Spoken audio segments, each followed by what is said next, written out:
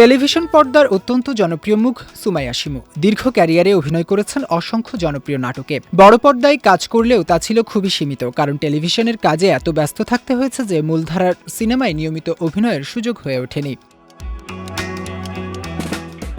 বর্তমানে অভিনয়ে নিয়মিত না দেখা গেলেও দর্শকের কাছে এখনও সমানভাবে জনপ্রিয় অভিনেত্রী সুমাইয়া শিমু। দীর্ঘদিন ধরে পর্দার বাইরে থাকলেও তার জনপ্রিয়তায় কোনো ভাটা পড়েনি। সম্প্রতি এক সাক্ষাৎকারে মাতৃত্বের নানা অভিজ্ঞতা নিয়ে খোলামেলা কথা বলেছেন সুমাইয়া শিমু। সেখানে তিনি মা হওয়ার পথচলা, সেই সময়ের বিভিন্ন চ্যালেঞ্জ এবং যমজ সন্তানের মা হিসেবে জীবনের বিশেষ মুহূর্তগুলো নিয়ে অকপটে নিজের অনুভূতি তুলে ধরেন। অভিনেত্রী বলেন, প্রথম মাতৃত্বের স্ট্রাগল কেমন সেটা আমার কল্পনার বাইরে ছিল। যারা নতুন মা হন তারা আমার কথার সঙ্গে রিলেট করতে পারবেন। বাচ্চা হওয়ার আগেও আমার খুব ভয় কাজ করত, কি হবে না হবে, সারাক্ষণ একটা দুশ্চিন্তা ছিল।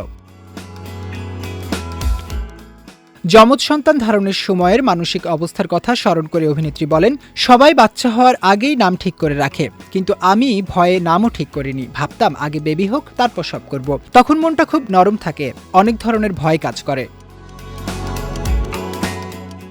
তিনি বলেন, মা হওয়ার পর জীবনে যে এত বড় পরিবর্তন আসে তা আগে বুঝতে পারিনি। তার উপর যমজ সন্তানের দায়িত্ব সামলাতে গিয়ে প্রথম কয়েক মাস বেশ কঠিন সময় পার করতে হয়েছে তাকে।